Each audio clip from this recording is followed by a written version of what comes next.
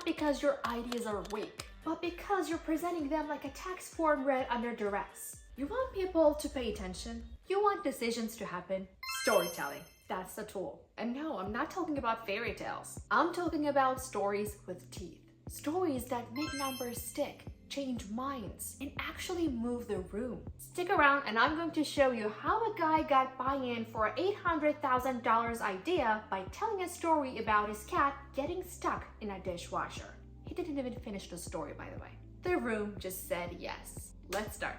Why storytelling works. Alright, first things first, you need to speak to the brain and not just to the room. People think they're logical. They're not. They're emotional creatures pretending to be rational. When you feed them raw data, they just nod. And when you tell them a story, they lean in.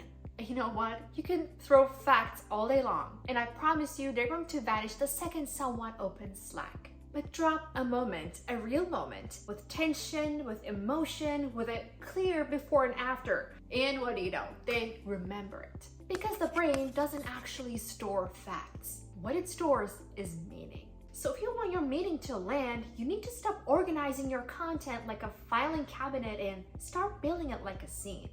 Stories are not fluff.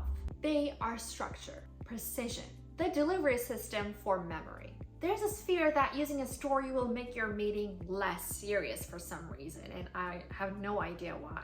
You know you're not supposed to just stand there like you just swallowed a stick, right? And when you're more fun, it doesn't make you any less serious. It makes you human and real. So that idea that makes you less serious when you tell a story, that's backwards. A story instead gives your message clarity, and it definitely gives it some edge. Because what is a story really? It's just a problem, resolution, and struggle. The same structure every great pitch follows. And you're already doing it, just badly. When you say we improved engagement, no one really cares. But when you say, last quarter we lost 40% of our active users until we made one change that reversed the curve.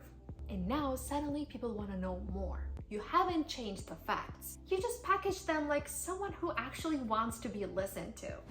How to actually do it. No fluff, just the shift. Here's what changes when you think like a storyteller. You just stop dumping information and start creating movement. You open with a setup that matters. You paint attention, the real friction point, something human, not sanitized. Then you walk people through the shift. What changed, what you learned, and what it means now.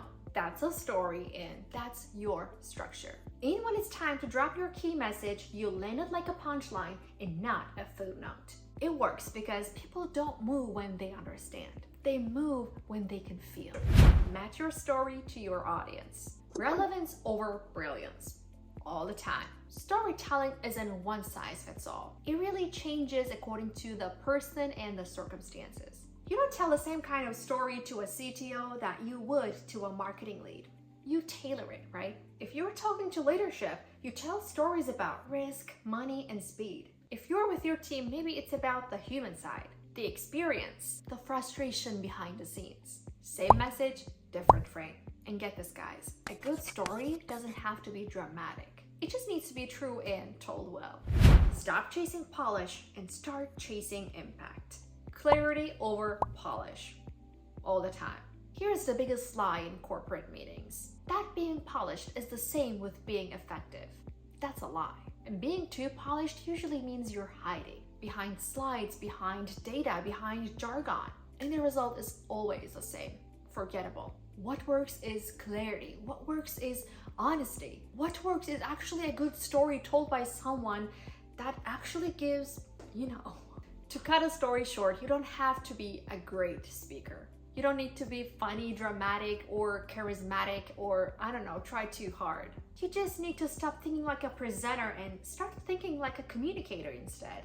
Meetings aren't about dumping info like I said before. They're about changing minds. And the story part is actually how you do it. Now go rewrite your notes. Start with one moment and build around it. And always remember to give people something that they will remember. Thank you for joining us today, and I'll see you in the next video.